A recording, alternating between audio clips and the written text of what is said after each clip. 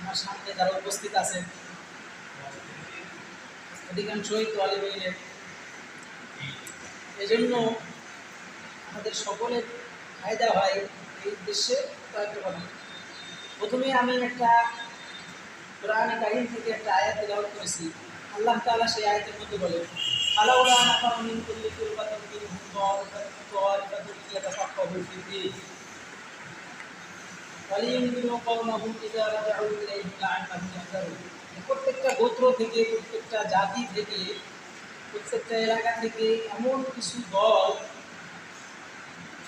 কিছু সংখ্যক লোক তারা ইলম অর্জনের জন্য কেন বের হয়। তারা যদি ইলম অর্জনের জন্য বের হয় তাহলে তারা কি করবে, নিজেরা ইলম অর্জন করে যেন তারা তাদের ওই এলাকায় গিয়ে তাদের যারা প্রতিবেশী আছে তাদেরকে যেন তারা আল্লাহ তাআলার ব্যাপারে নীতি প্রদর্শন করতে পারে, আল্লাহ তাআলার ভয় তাদেরকে তাদের অন্তরের ভিতরে ঢুকাইতে পারে। এই জন্য আমাদের সকলের উপর ইলম অর্জন করা জরুরি।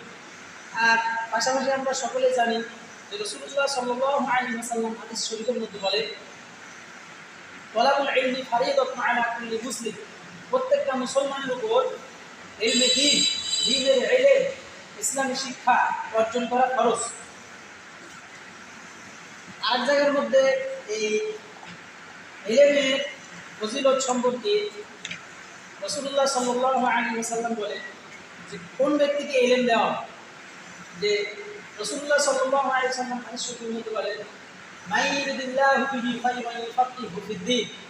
যে ব্যক্তি আল্লাহ তাআলা যে ব্যক্তির সাথে কল্যাণের ইচ্ছা করেন, যাকে কল্যাণ দান করতে চান, একমাত্র ওই ব্যক্তিকে দ্বীনের সঠিক বুঝ দান করেন।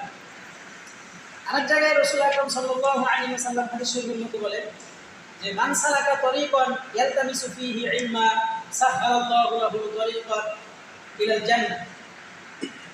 যে ব্যক্তি ইলম অর্জনের জন্য পথ চলে, সেই ব্যক্তির জন্য আল্লাহ তাআলা জান্নাতের পথকে সহজ করে দেন।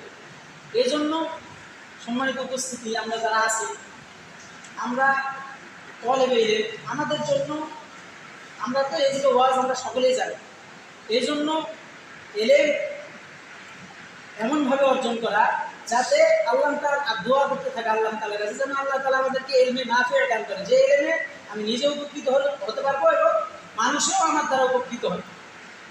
আমার এবং আপনাদের, আমাদের সকলেরই একজন প্রিয় মানুষ, সুপরিচিত, আমরা সকলেই তেনাকে চিনি, শাইখুল হাদিস ইবনে শাইখুল হাদিস আল্লামা মামুনুল হক হাফিজাহুল্লাহ তাআলা ওয়া রাআহ।